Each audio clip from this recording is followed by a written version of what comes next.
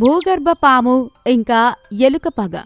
చిక్కి అనే ఒక అందమైన ఎలుక అడవి మధ్యలో ఒక పెద్ద ఇల్లు కట్టుకుని ఉంటుంది.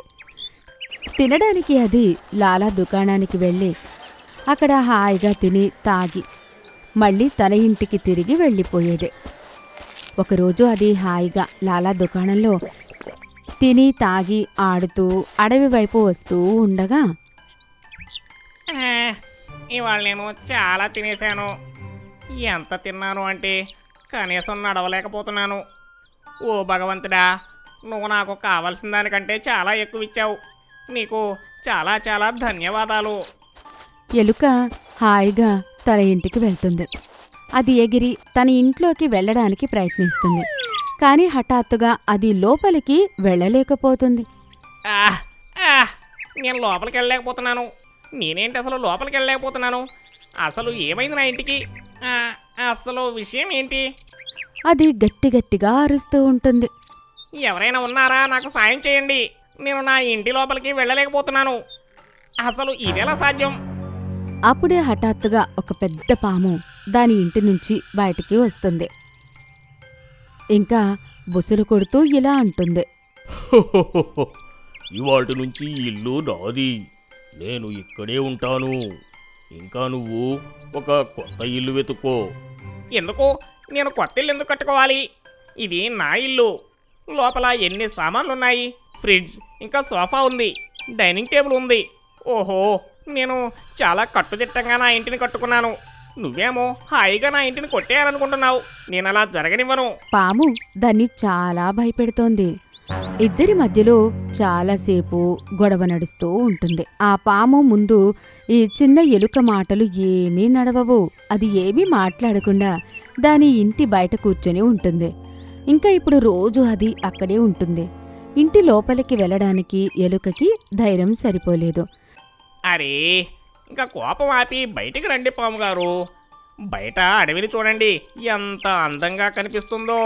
చాలా రోజులు లోపల కూర్చోవడం వల్ల పాముకి బోరు కొడుతుంది.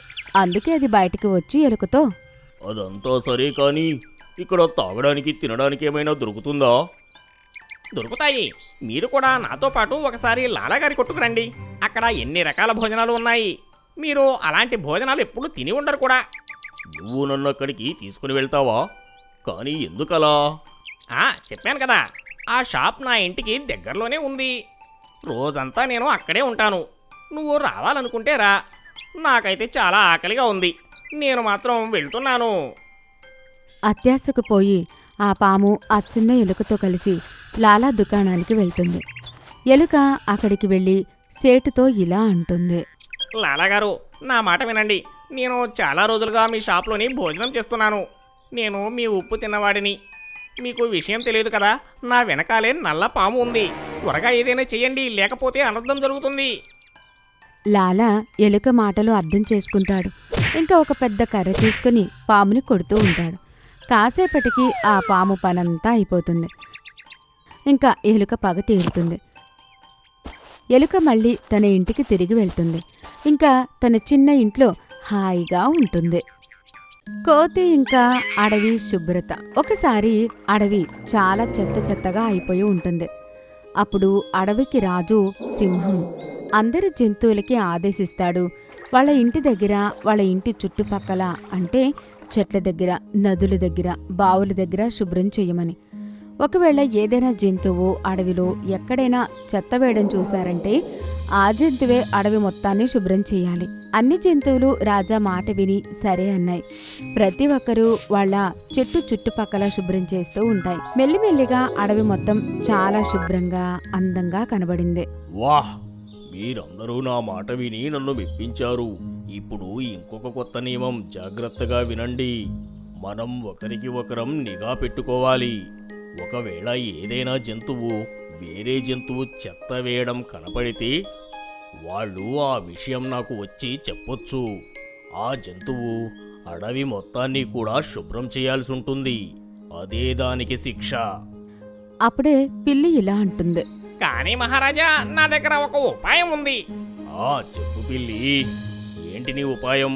అడవిలో చుట్టుపక్కలంతా పెద్ద పెద్ద డస్ట్బిన్లు పెడితే బాగుంటుంది అని. అలాగే సిటీలో ఉంటుంది కదా, ఒకవేళ ఏదైనా తిన్నా తాగినా మొత్తం అందులో పడేయొచ్చు.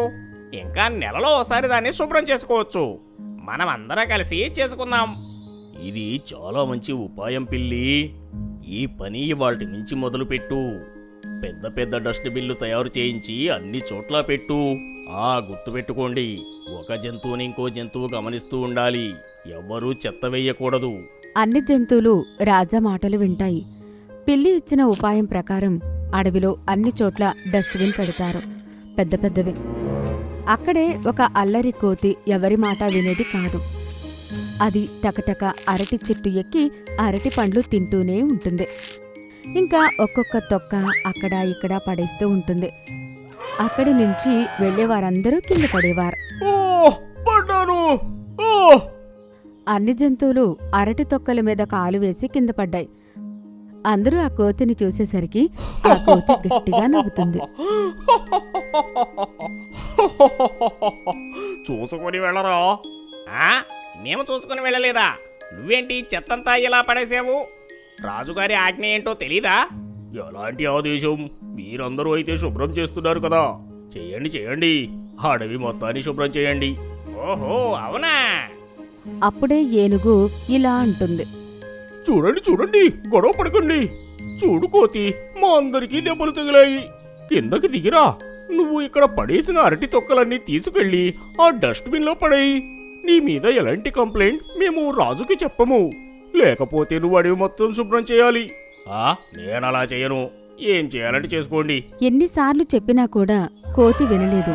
పిల్లి నేరుగా వెళ్లి రాజాసింహానికి కోతి గురించి చెప్పేస్తుంది. ఇంకా సింహం కోతికి అడవి మొత్తాన్ని శుభ్రం చేయమని ఆజ్ఞాపిస్తాడు. ఇంకా ఇలా అంటాడు.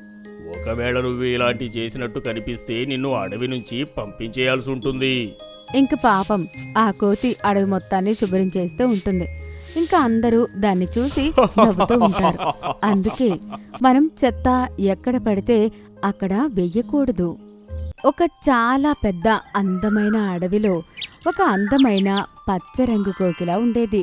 దాని రంగు పచ్చ రంగులో ఉండేది. ఇంకా అది కొత్త ఇంటి కోసం వెతుకుతూ ఉంది. అది ఒక కొత్త అడవికి వెళ్ళి అక్కడ కోకిల అరుపులు వింటూ ఉంటుంది. ఇంకా అదే చెట్టుపైకి వెళ్ళి కూర్చుంటుంది. కానీ పచ్చరంగు కోకిలని చూసి నల్ల రంగులో ఉన్న మిగతా కోకిలన్నీ వాటిలో అవి మాట్లాడుకుంటూ ఉంటాయి. అరే అరే, చూసావా దాన్ని? భలే పచ్చ రంగులో ఉంది కదా. ఓహో, నేను ఇలాంటి కోకిల్ని ఎప్పుడూ చూడలేదు. కోకిలైతే నలుపు రంగులో ఉంటుంది కదా. ఇది ఏ జాతికి చెందిన కోయిల? ఆ పచ్చ కోకిల వాళ్ళ మాటలు వింటుంది. ఇంకా అందరితో ఇలా అంటుంది. నమస్కారం, నా పేరు కోకి. నేను ఇంకా పచ్చ రంగులో ఉంటాను. నేను చాలా దూరదేశం నుంచి ఇక్కడికి వచ్చాను. మా దగ్గర అన్నీ కూడా పచ్చరంగు కోకిళ్ళే ఉంటాయి. నేను కొత్త ఇంటి కోసం వెతుకుతున్నాను. మీ అందమైన గొంతు విని నేను ఇక్కడికి వచ్చాను. మీరందరూ కూడా నా మిత్రులవుతారా? ఆ పచ్చ కోకిల మాటలు విని అన్ని కోకిలలు చెట్టు మీద నుంచి ఎగిరిపోతాయి. అందులో నుంచి ఒక నల్ల కోకిల పచ్చ కోకిలతో, చూడు, ఈ అడవికి నువ్వు కొత్తగా వచ్చావు కాబట్టి నువ్వు ఒంటరిగా ఉంటేనే మంచిది. చూడు, మేము కేవలం నల్లగా ఉన్న కోకిలను మాత్రమే మిత్రులుగా చేసుకుంటాము. నువ్వెక్కడి నుంచి వచ్చావో తెలియదు. ఈ అడవిలోని కేవలం నల్ల కోకిళ్ళు మాత్రమే ఉంటాయి. ఆ మాట విని ఆ పచ్చరంగు కోకిల చాలా బాధపడుతుంది. అది కుమిలి కుమిలి ఏడుస్తూ ఉంటుంది. ఎంత అందమైన అడవి అనుకున్నాను. ఇక్కడ ఒక కొత్త ఇల్లు కట్టుకుందాము అని. కానీ వీళ్ళు నన్ను వాళ్లలో కలుపుకోవాలి అనుకోవడం లేదు. ఇక నేనిప్పుడు ఎక్కడికి వెళ్ళాలి? అప్పుడే చెట్టు నుంచి శబ్దం వస్తుంది. అరరరే, ఎందుకు ఏడుస్తున్నావు పచ్చ కోకిలా? నీకు స్వాగతం. నువ్వు ఎప్పటి వరకు ఉండాలనుకుంటే అప్పటి వరకు కూడా నా చెట్టు పైన నీ గూడును ఏర్పరచుకో. ఇంకా ఈ నల్ల కోకిళ్ళందరికీ కూడా బాగా పొగరెక్కువ. వీళ్లతో కొంచెం జాగ్రత్తగా ఉండు. నువ్వు కావాలనుకుంటే పచ్చరంగు చిలకలతో స్నేహం చెయ్యి. అవి చాలా మంచివి. ధన్యవాదాలు. నిజంగా నేనిక్కడ కొత్త ఇంటిని కట్టుకోవచ్చా? ఓ, తప్పకుండా. ఇందులో అడగాల్సిన అవసరమేముంది? దానికి నేను చాలా సంతోషిస్తాను. ఆ పచ్చ కోకిల దాని ప్రియమైన గూడుని అదే చెట్టు పైన కట్టుకుని ఉంటుంది. ఒకరోజు ఒక వేటగాడు వస్తాడు. అక్కడ అన్ని నల్ల కోకిలలు ఒక్క దగ్గరే కూర్చుని ఉంటాయి. అన్నీ వలలో పడిపోతాయి. వేటగాడు వాళ్ళందరినీ తీసుకుని వెళ్తూ ఉండగా అన్ని కోకిలలు కలిసి గట్టిగట్టిగా ఆ పచ్చ కోకిల్ని పిలుస్తూ ఉంటాయి. కాపాడండి, కాపాడండి, మమ్మల్ని కాపాడండి. అది పచ్చ కోకిల, మమ్మల్ని కాపాడు. పచ్చ కోకిల కూడా ఆ కోకిల్ని చూస్తుంది. ఇంకా అది వెంటనే వెళ్ళి అన్ని జంతువులని ఒకటి చేస్తుంది. అన్ని జంతువులు ఆ వేటగాడి పైన దాడి చేస్తాయి. వేటగాడు భయపడి పారిపోతాడు. ఇంకా అన్ని జంతువులు కలిసి ఆ కోకిలలన్నిటినీ విడిపిస్తాయి. ఆ నల్ల కోకిలలు వాళ్ళ గర్వానికి చాలా పశ్చాత్తాపపడతాయి. మమ్మల్ని క్షమించరా, ఇప్పుడు నువ్వు కూడా మాతో పాటే ఉండు. ఇప్పుడు ఆ పచ్చ కోకిల ఒంటరిది కాదు, దానికి చాలా మంది మిత్రులు దొరికారు.